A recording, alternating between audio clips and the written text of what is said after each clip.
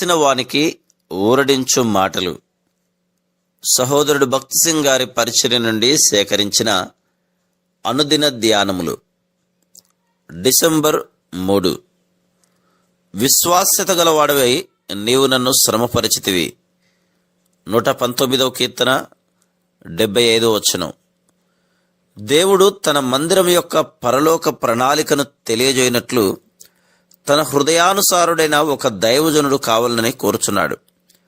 దేవుని మందిర నిర్మాణము కొరకు సరి అయిన సామగ్రిని సమకూర్చు వ్యక్తి ఆయన ద్వారా పరిపాలించబడువాడుగా ఉండవాలని కోరుచున్నాడు. కావున దావీదు ఏర్పరచుకొనబడెను. దేవుడు అతనిని ఎన్నో దుఃఖములతో కూడిన బాధాకరమైన అనుభవముల ద్వారా తీసుకుని వెళ్ళెను.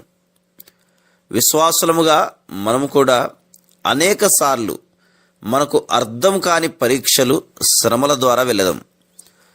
మన ఆరంభ క్రైస్తవ జీవితంలో మనము ఆయన కార్యములలో పాల్గొనకపోయినప్పటికీ దేవుని సహాయం పొంది దీవించబడినట్లు అందరి దృష్టిలో ఎంతో మంచి జీవితం కలిగి ఉండవాలని పట్టింపు ఉండేది.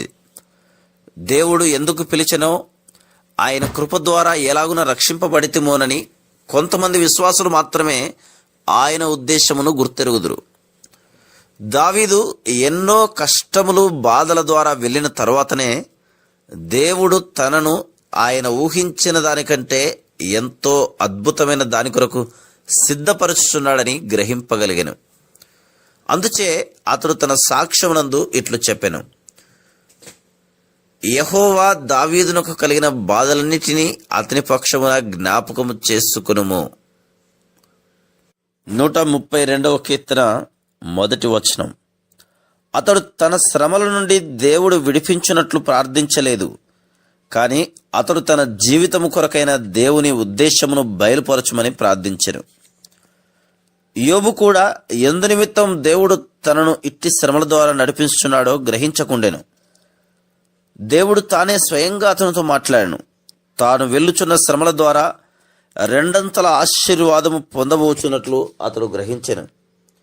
దావీదు శ్రమలలో వెళ్ళటం ద్వారా దేవునితో సహపాటి పనివాడుగా సిద్ధపరచబడి ఈ భూమి మీద దేవుడు తన నిమిత్తమై ఒక ఇంటిని నిర్మించవలనను ఉద్దేశము కలిగి ఉన్నాడని దావీదు ఎరిగిన వాడై దేవునితో ఇట్లు మ్రొక్కుబడి చేసెను: యెహోవాకు నేనొక స్థలము చూచు వరకు, యాకోబు యొక్క బలిష్ఠునికి నివాస స్థలము నేను చూచు వరకు నా కన్నులకు నిద్ర రానియను, నా కనురెప్పలకు కొనుక్కుపాటు రానియను.